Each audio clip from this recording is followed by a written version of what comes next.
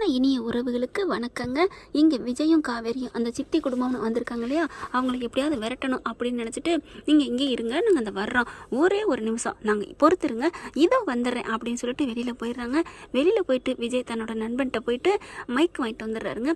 வாங்கிட்டு வீட்டுக்கு வந்துடுறாங்க. காவேரி கூட தான் போகிறாங்க.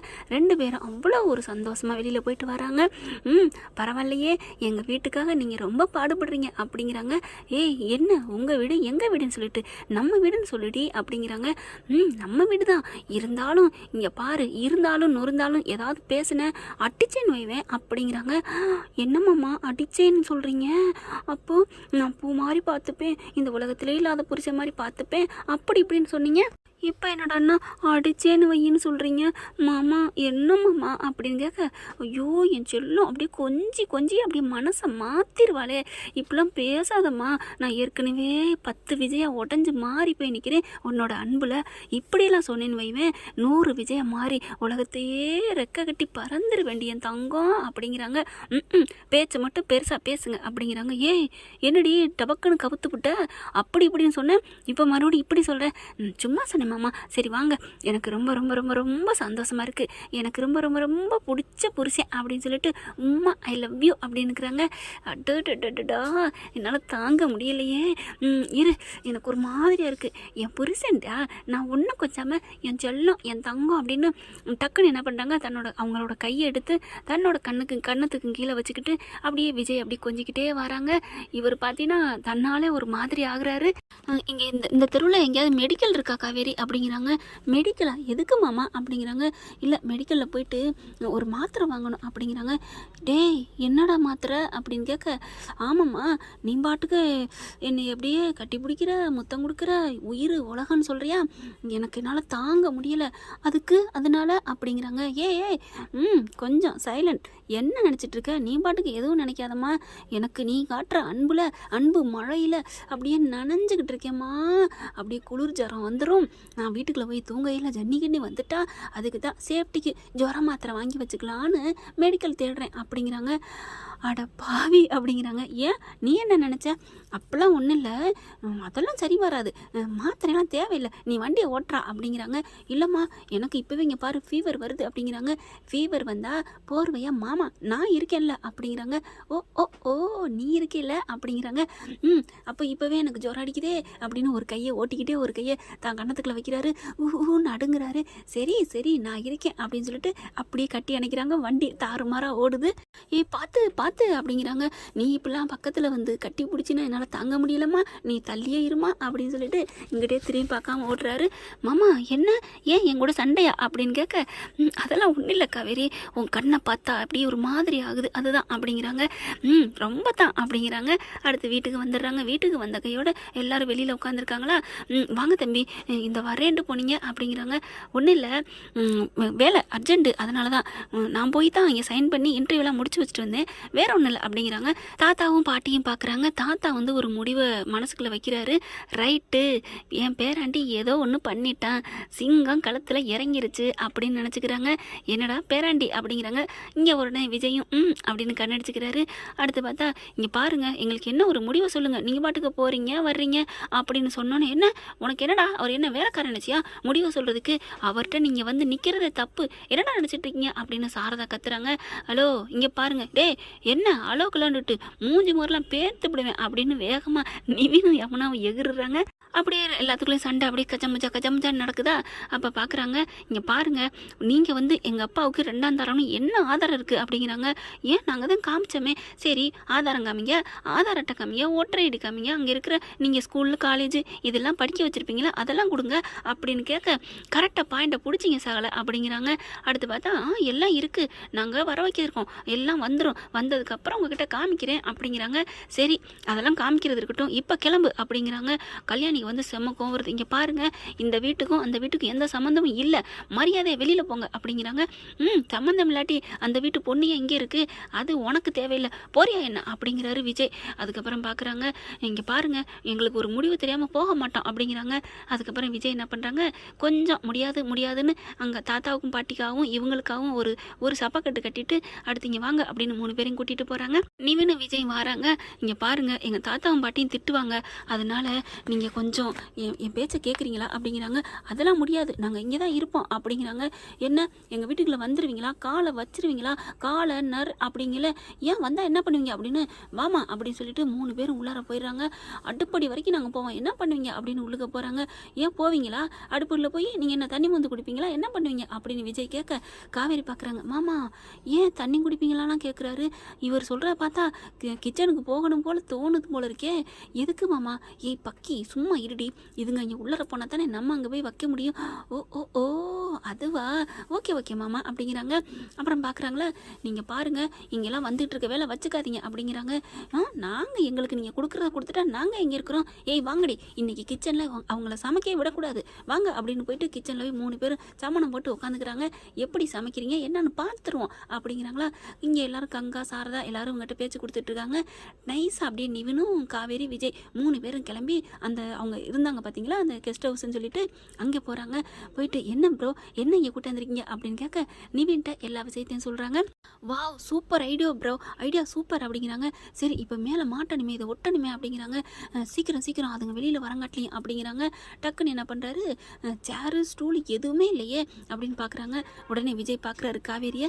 காவேரி இருந்துட்டு என்னம்மாம்மா ஏன் என்ன ஒரு மாதிரியாக பார்க்குறீங்க, பக்கிங்க போகையில் ஒன்றுனாவது விட்டுட்டு போனீங்களா, ஸ்டூல் முதற்கொண்டு எல்லாத்தையும் எடுத்துகிட்டு போயிட்டீங்க, ஒரு ஒரு ஒரு கட்டில் ஒரு ஸ்டூல் ஏதாவது போட்டு போனீங்களா அப்படின்னு கேட்க, ஏன் நீங்கள் வாங்கி போட்ட பொருளை எடுத்துகிட்டு போனால் எங்கள் பொருளை தானே நாங்கள் எடுத்துகிட்டு போனோம் அப்படின்னு காவேரி கேட்க, உங்கள் பொருள்னா ஏதாவது புருஷங்காரங்க இருக்கானே போட்டுட்டு போவோம் அப்படின்னு நினச்சியா, உங்களுக்காக என் ஃபோட்டோவை போட்டு போனேன்ல, அடி பாவி அப்போ அதை வேணும்னு தான் போட்டு போனியாடி, ஆமாம் அப்படிங்கிறாங்க. அடி பாவி அப்படிங்கிறாரு. என்ன ஓயாமல் இதே சொல்கிறீங்க, நான் அந்த ஃபோட்டோவை எடுத்துகிட்டு எத்தனை நாள் அழுதேன் தெரியுமா அப்படிங்கிறாங்க. ஏங்க எனக்கா அழுதிங்களா, ஆமாம், ஐயோ என் புருஷன் அழுதுருக்காரு, நீங்கள் என்னை பார்த்து அது என் நினப்பா வச்சுக்க வேணுதே மாமா அந்த ஃபோட்டோவை போட்டு போனேன், இருந்தாலும் நீ சொல்லிட்டு போயிருக்கலாம். ஆமாம் மாமா அப்படிங்கிறாங்க. ஆனால் நீ என்னை விட்டுட்டு போனது தப்பு, நீங்கள் மட்டும் அந்த வெண்ணிலா வச்சுட்டு என்னை போன்னு சொல்லலாமா, நீ போனதே தப்பு அப்படின்னு மறுபடியும் சண்டை போடுதுங்களா. நிவின் பார்க்குறாரு. ஐயோ நிறுத்துங்க அப்படிங்கிறாங்க. டப்புன்னு 2 பேர் நிறுத்துறாங்க. என்னங்க உங்களுக்குள்ள என்ன நடக்குது, டக்குன்னு சண்டை போட்டிங்க, அப்படியே பட்டுன்னு அப்படியே காதலில் மாறுறீங்க. அடுத்து சரி பரவாயில்ல சண்டை போட்டாலும் சண்டை போடையில் ஐயோ என்ன இப்படி அடிச்சுக்கிறதுங்களேன்னு நினச்சேன், அடுத்த செகண்டே கூடிக்கிட்டீங்க, அடுத்த செகண்டே அப்படியே அடிச்சுக்கிறீங்க, என்ன பாஸ் நடக்குது அப்படிங்கிறாரு. உடனே விஜய் வந்துட்டு அதெல்லாம் அப்படி தான் ப்ரோ அப்படின்னு காவேரி வாடா அப்படின்னு தோலை சாச்சுக்கிறாங்க. நாங்கள் அடிச்சுக்கிறோம்னு நினைக்கிறீங்களா, நாங்கள் அடிச்சு காட்டி தான் எங்களுக்குள்ள பாண்டிங்கே இருக்காது, நாங்கள் அப்பப்போ அடிச்சுக்குவோம், அதுக்கப்புறம் பலமாக கட்டி பிடிச்சிக்குவோம், ஒன்று சேர்ந்துக்குவோம், எங்களை பற்றி நீங்கள் எதுவும் நினைக்க வேணாம் ப்ரோ அப்படிங்கிறாங்க. அப்பா நானே பயந்துட்டேன், எப்படியோ விஜய் நீங்கள் சந்தோஷமாக இருக்கணும் அதான் என்னோட ஆசை அப்படின்னு சொன்ன கையோட, நிவின் நீங்கள் வேறு லெவல் நிவின், என்னதான் இருந்தாலும் தான் விரும்பின பொண்ணு நல்லா இருக்குன்னு நினைக்கிறீங்க பார்த்தீங்களா, நீங்கள் கிரேட் அப்படிங்கிறாங்க. விஜய் இனிமேல் அந்த விரும்பின பொண்ணு அது இதுன்னு சொல்லாதீங்க ப்ளீஸ், அது வந்து எனக்கு இனிமேல் ஃப்ரெண்டு நட்பாக தான் நான் பார்க்குறேன் அப்படிங்கிறாங்க. ஓகே கூல் இனிமேல் நான் அப்படி பேசலை, எனக்கும் அப்படி தான் தோணும், வெண்ணிலா பார்த்து நீங்கள் விரும்பின பொண்ணுன்னு சொன்னால் எனக்கு நீங்களாவது அமைதியாக சொன்னீங்க, நான் தான் செம்ம காண்டாய் பிராண்டி இருப்பேன், என் பொண்டாட்டி காவேரிக்கல நீ எப்படி பேச போச்சுன்னு. ஓகே சாரி அப்படிங்கிறாங்க. அடுத்து பார்த்தா சரி இப்போ காரியத்தை முடிக்கணும் அப்படிங்கிறாங்க. டக்குன்னு நம்ம நிவின் என்ன பண்ணுறாங்க, குனிஞ்சிடுறாரு. என்ன ப்ரோ என் மேலே ஏறுங்க, ஐயோ அதெல்லாம் வேணாம் அப்படிங்கிறாரு. அட ஏறுங்க பிரதர் அப்படிங்கிறாங்க. டக்குன்னு காலை வச்சு காவேரி கையை பிடிச்சிக்கிறாங்க.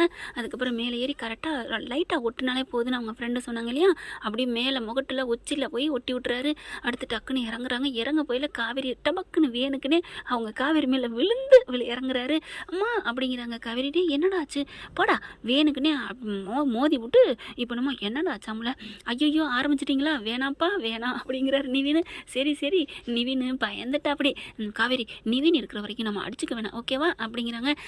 அப்போ நான் கொஞ்சிக்குவோமா, மாமா மாமா ஐ லவ் யூ மாமா அப்படின்னு ஆரம்பிக்க. ஏய் என்னடி நீங்கள் தானே அடிச்சுக்க வேணான்னு சொன்னீங்க, அடிச்சுக்க மட்டும் வேணான்னுல கொஞ்சிக்கவும் வேணாண்டி, கண்ணு பட்டு போயிரும்ல அப்படின்னு நிவினை பார்த்துட்டே சொல்ல, என்ன பிரதர் என்ன பார்த்து சும்மா லொலலாக்கி சொன்னேன் நிவின், வாங்க இன்னொன்று இருக்குது வெளியில் ஒட்டணும் அப்படின்னு வேகமாக வெளியில் வராங்க. வெளியில் வந்து எங்கன்னா ஒட்டலான்னு திரும்புகிறாங்க. டக்குன்னு நெத்திக்கு நெத்தி மோதிக்கிறாங்க. காவேரி விஜய் பார்த்து வரது இல்லையா அப்படின்னு சொல்ல, நீ பார்த்து வரண்டி தாண்டி பக்கி அப்படிங்கிறாங்க. உங்களுக்கு எப்போ பாரு ஆர்வம் தான் அப்படிங்கிறாங்க. ஏய் இப்போ தானே சொன்னோம் நிவின் முன்னாடி அடிச்சுக்கூடாதுன்னு, சாரி மாமா ஐ லவ் யூடா ப்ளீஸ்டா அப்படின்னு அடுத்த செகண்டே சமாதானம் ஆயிடுறாங்க. வெளியிலையும் ஒட்டிடுறாங்க. சீக்கிரம் வாங்க நம்மளை காணோம் தேடுவாங்க அப்படின்னு நைஸாக அப்படி இந்த பக்கம் சுற்றி அப்படி போயிடுறாங்க. இங்கே பார்த்தா இங்கே பாருங்க என்ன அடுப்படியில் உட்காந்துட்டு இருக்கீங்க போக மாட்டீங்களா அப்படின்னு கேட்க, நாங்கள் ஏன் போகணும், நாங்கள் எங்கே இருப்போம் இங்கே தான் இருப்போம் அப்படிங்கிறாங்க.